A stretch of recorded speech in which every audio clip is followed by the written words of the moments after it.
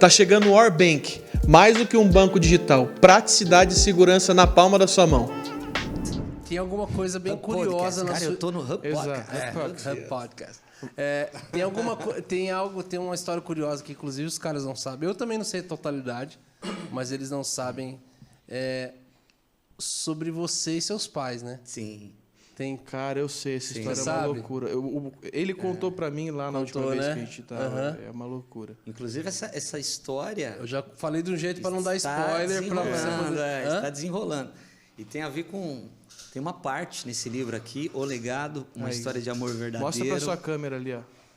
O Legado, uma história de amor verdadeiro. A gente acabou de lançar esse livro.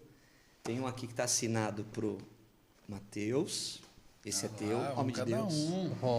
Tem um aqui assinado pro Medina. Muito obrigado. Eu sou a menina do Faustão. Esse mais importante. Aqui, ó. O Brunão aqui, ó. O Brunão e a Miriam e o Josh, ó.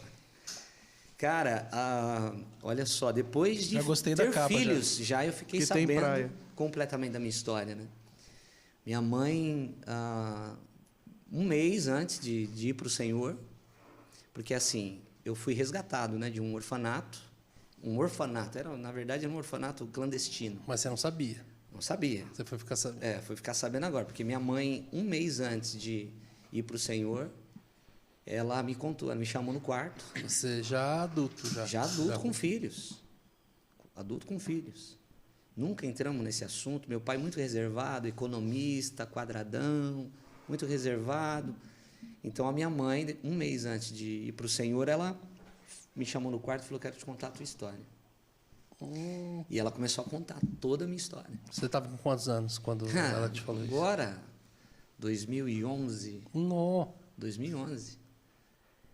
Ela me contou toda a história e a história é a seguinte, né? Que a minha mãe biológica veio de Minas Gerais para trabalhar em São Paulo, numa casa de uma família rica no Morumbi. E ela tinha 17 para 18 anos. E trabalhando nessa casa, por algum tempo, o chefe dessa família, o patrão, engravidou ela, sem vergonha. Engravidou ela. Ela não tinha nenhum parente em São Paulo, não tinha o que fazer. Na época, tinha a maternidade das mães solteiras, perto do Belém ali. Ela me teve, só que ficou comigo por um tempo, só que ela precisava trabalhar e tal, se manter. E ela me deixou numa casa, que era uma senhora que cuidava, com outras crianças. E essa senhora cuidava do jeito que dava. E meio que vendia as crianças, porque naquela época, 40 anos atrás, mais de 40 anos atrás, não tinha essa burocracia toda para você adotar, enfim. E ela cuidava dessas crianças.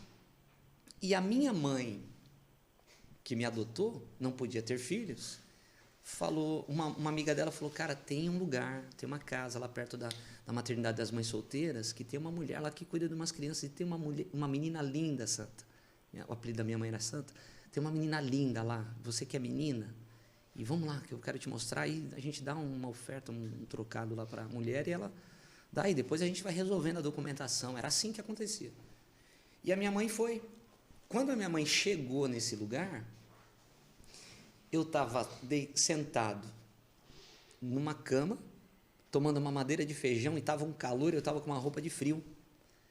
E ela disse que eu soltei a mamadeira e dei uma risadona para ela. Quando eu dei uma risada para ela, ela falou, não vou levar a menina, não. Eu vou levar esse menino. E eu conto no livro, né, que sorrir na crise me tirou dela. E a gente precisa aprender a sorrir na crise. Porque aquele sorriso me tirou daquele lugar. E quando eu sorri para minha mãe, ela entendeu. Ela falou que foi um sorriso de Deus. Ela falou, eu vou pegar ele. E ela me tirou daquele lugar e me levou. E depois de um ano, eles conseguiram regularizar a documentação e tal.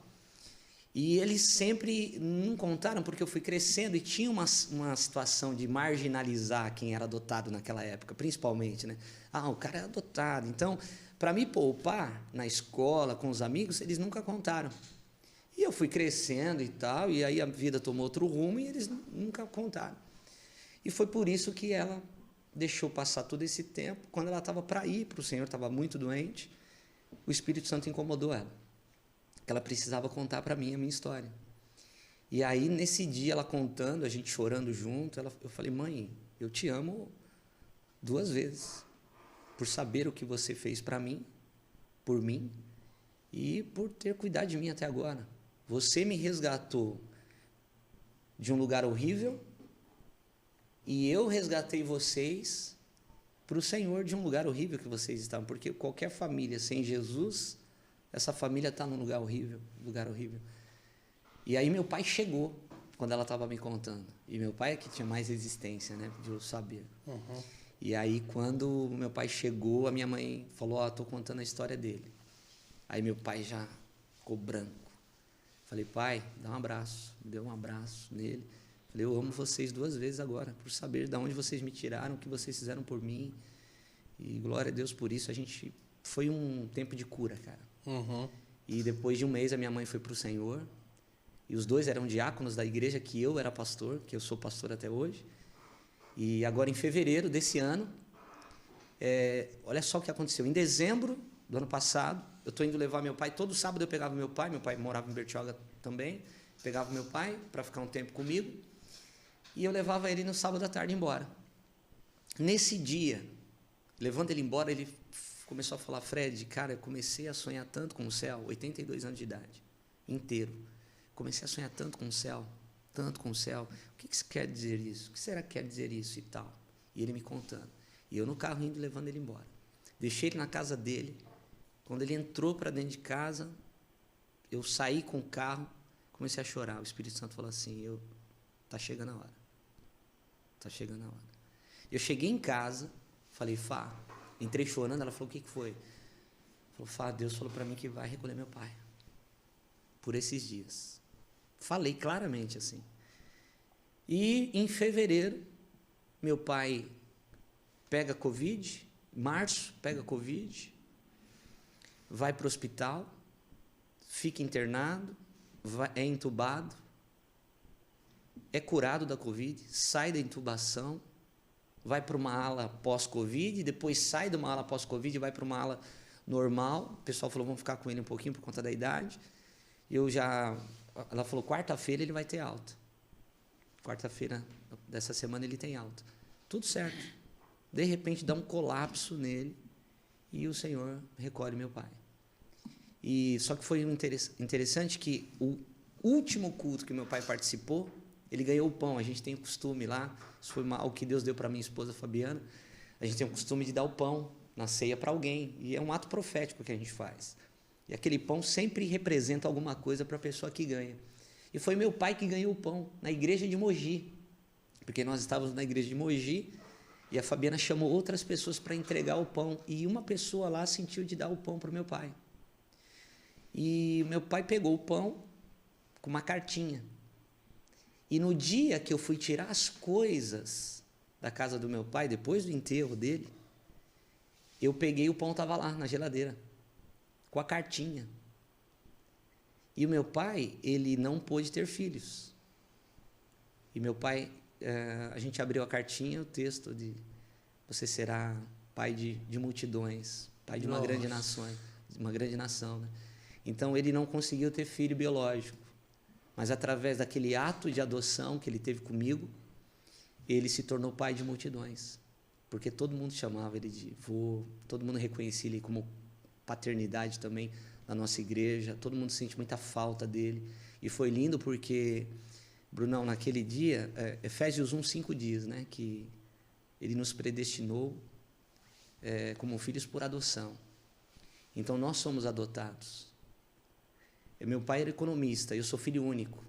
Ele deixou uma herança para mim. Mas perto do legado que ele deixou para mim, a herança é tão pequena. Então, herança é o que você deixa para alguém. Legado é o que você deixa em alguém. Então, o que ele deixou em mim foi muito forte. Um exemplo de honestidade, de homem íntegro, de homem correto, sabe? De homem que fazia tudo certo. Esse legado ele deixou para mim. E quando a gente abriu essa cartinha lá, cara, tirando as coisas dele da casa, eu falei, Deus cumpriu o propósito na vida dele. Ele cumpriu o propósito. Ele nasceu para isso. Ele nasceu para ter me adotado E era um homem que não tinha muitas amizades, mas adota um filho que eu tinha muita facilidade para ter amizade com todo mundo, então minha casa vivia muito cheia.